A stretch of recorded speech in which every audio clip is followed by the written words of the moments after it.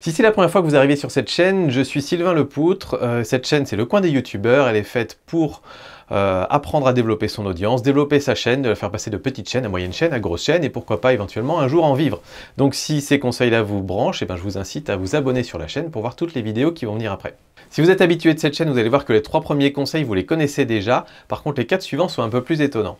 Le premier conseil, c'est de se focaliser sur le contenu. C'est la base pour faire des bonnes vidéos sur YouTube et développer sa chaîne. Il faut que le contenu soit intéressant pour d'autres personnes. Donc c'est fini un petit peu l'époque où on allumait sa caméra et on racontait sa vie en espérant qu'il y ait des gens qui s'abonnent. Aujourd'hui, il y a tellement de vidéos sur Internet qu'il faut être capable de faire des vidéos qui apportent quelque chose aux gens. Et vous avez principalement 3 choses que vous pouvez apporter. De l'information, du divertissement ou de l'inspiration. Si vous ne voyez pas de quoi je parle, je vous invite à regarder cette vidéo-là pour mieux comprendre comment intégrer ces 3 ingrédients dans vos vidéos. Et au-delà du contenu, c'est le format qu'il va falloir travailler. Et quand je dis le format, c'est même parfois les formats, c'est quel est le déroulé d'une vidéo typique sur votre chaîne. Et c'est un petit peu comme une émission télé, il faut le travailler ce format, l'améliorer petit à petit pour essayer de trouver quelque chose qui soit cohérent et qui colle bien. Si vous faites une fois une vidéo qui fait 1h30 d'un let's play d'un jeu et qu'ensuite vous faites une vidéo de 2 minutes de conseils pour faire un live sur YouTube, ça n'a rien à voir, c'est pas les mêmes sujets, c'est pas les mêmes formats et c'est difficile de s'abonner à une chaîne qui part dans tous les sens.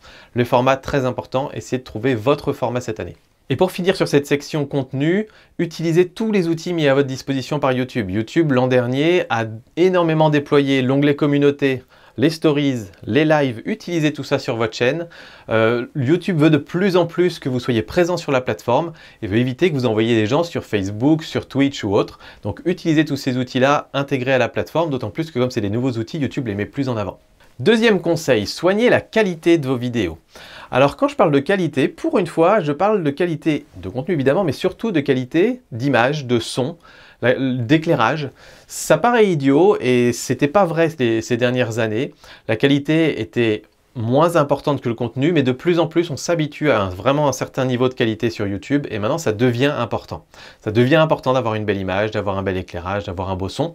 Le son est le plus important, l'éclairage vient en deuxième et la caméra c'est le 3e élément le plus important. Pas besoin d'avoir une caméra super chère, on fera des vidéos sur le sujet du matériel aussi pour que vous puissiez mieux comprendre où mettre un petit peu d'argent et où c'est pas la peine d'en mettre. La qualité, c'est aussi au niveau du texte, au niveau de vos paroles, donc de quelle façon vous préparez vos vidéos pour être le plus direct, le plus concis dans vos vidéos. Et enfin, la qualité du montage également. Pas forcément besoin de mettre des effets spéciaux dans tous les sens, mais mettre les cuts au bon endroit et essayer encore une fois de rendre la vidéo un peu plus dynamique. Voilà, apprenez les bases du montage, ça vous aidera pour cette année. 3e conseil, mettez en avant votre personnalité. C'est presque le conseil le plus difficile à mettre en œuvre, pour la simple et bonne raison qu'en fait, notre personnalité, moins on prépare nos vidéos, plus elle ressort. Mais moins on prépare les vidéos, plus elles sont embêtantes à regarder. Et n'imaginez pas qu'avant d'avoir 1 million d'abonnés, vous allez pouvoir allumer la caméra et raconter votre vie et que ça va intéresser du monde. Ça, c'est pour les superstars de YouTube. Donc pour l'instant, vous allez devoir monter petit à petit les échelons et pour ça, il faut créer du contenu de qualité. Et pour créer du contenu de qualité qui va droit au but, en général, il faut essayer de préparer, scripter un petit peu. Et il va donc inévitablement y avoir un certain jeu d'acteurs. Et c'est là la difficulté, c'est que dès le moment où vous commencez à avoir un petit jeu d'acteur, un petit peu comme j'ai là en fait, c'est plus difficile de faire ressortir votre personnalité. Donc il y a une espèce d'équilibre à trouver entre les deux, chacun trouve le sien, il y en a qui arrivent à faire passer leur personnalité dans des vidéos totalement scriptées, tant mieux pour eux, c'est génial. Il y a d'autres personnes qui ont besoin d'improviser un petit peu, comme moi, j'ai besoin d'improviser face à la caméra pour que ma personnalité ressorte un petit peu. Parce qu'au final, on s'attache aux personnes.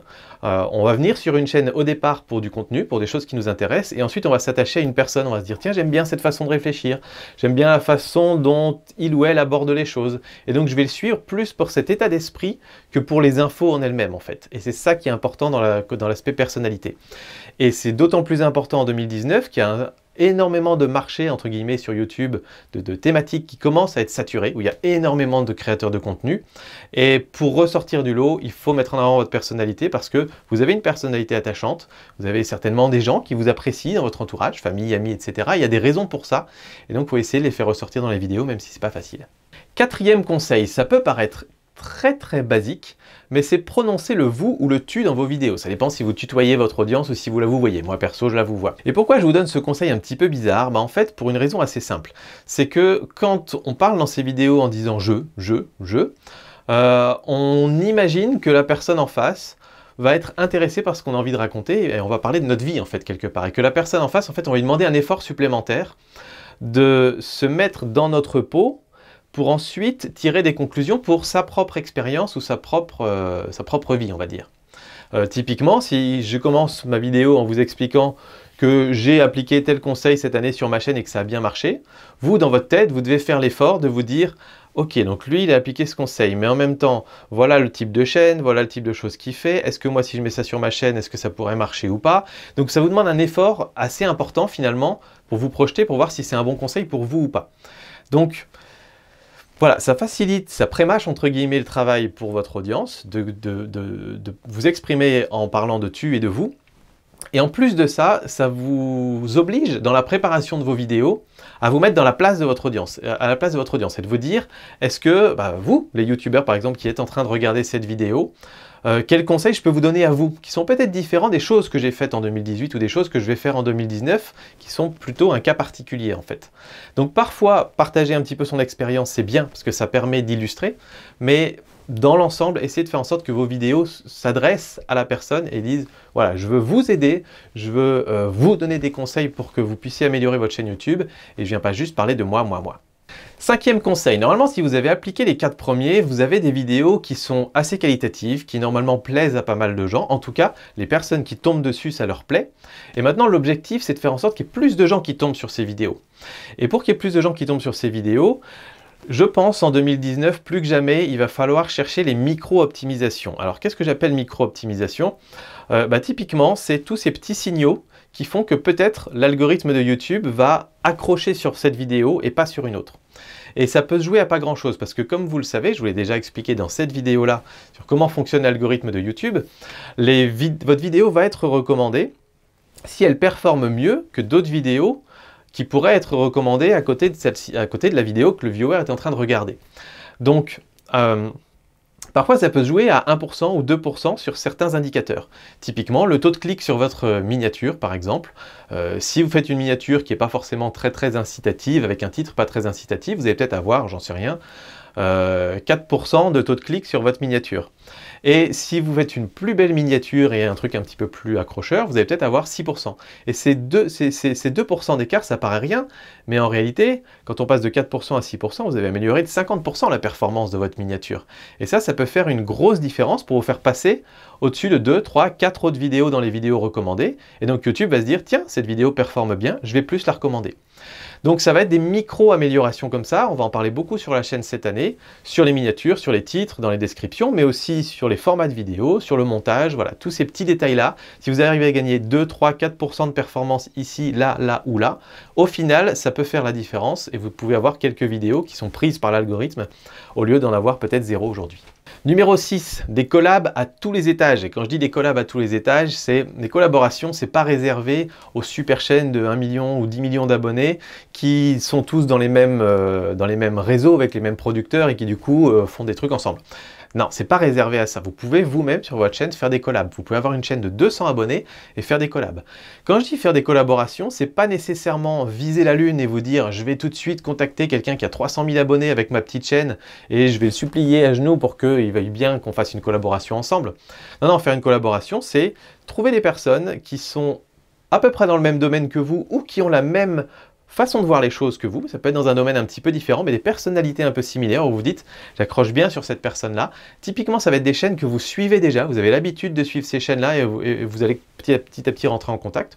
On fera des vidéos sur les collaborations aussi. Voilà, faites des collabs, c'est le meilleur moyen de se faire découvrir par d'autres audiences, par d'autres chaînes. Et en plus, ça apporte un capital sympathie assez chouette. Ça vous permet en plus de rester motivé parce que vous commencez à connaître d'autres youtubeurs un petit peu au même niveau que vous, dans la même niche que vous. Donc c'est plutôt sympa à faire, ouais. Et enfin, 7e et dernier conseil qui est un petit peu plus technique, c'est de favoriser votre watch time de session. Alors qu'est-ce que ça veut dire ça? Une session YouTube, c'est, pour YouTube en tout cas, la durée pendant laquelle vous allez rester sur la plateforme. Donc typiquement, vous allez commencer par une vidéo, ensuite vous allez en voir une deuxième, une troisième, une quatrième, puis à un moment vous allez dire, bon là j'arrête YouTube. Ça c'est votre session. Ok? Et on a déjà parlé du watch time dans les vidéos qui est important évidemment. Le session watch time, le watch time de session est aussi très important et je pense que ça va faire la différence en 2019. Et c'est typiquement comment vous faites pour qu'à la fin de votre vidéo, les personnes aient envie de continuer de regarder YouTube et pas de s'arrêter et d'aller faire autre chose. Donc typiquement, ça veut dire que vous allez éviter d'envoyer les gens sur des sites internet, des pages Facebook ou des choses comme ça si vous n'avez aucun but derrière ça. Typiquement, je ne vais pas dire allez voir le site machin truc si je sais que ça va rien apporter pour vous, ni pour vous, ni pour moi, ou juste une vue sur mon site, ça je m'en fiche complètement. Par contre, inciter à aller voir d'autres vidéos pour continuer à vous documenter, ça peut être une bonne idée. Et je vais d'ailleurs finir cette vidéo comme ça en vous disant que ces 7 conseils sont, je pense, des très bons conseils pour 2019 et je vous invite tous à les suivre. Et je vais commencer dès aujourd'hui à prendre cette bonne résolution aussi, en vous disant que ces 7 conseils à suivre pour 2019 viennent très bien compléter la super vidéo d'Antoine Daniel sur les 20 conseils pour devenir youtubeur ou pour bien percer sur YouTube. Donc je vous invite tout de suite à aller voir cette vidéo, je vous la mets là en plein écran. Allez-y, cliquez dessus, c'est 20 conseils qui restent aujourd'hui fortement d'actualité et qui sont très bons pour développer sa chaîne. Moi je vous dis à très bientôt, salut!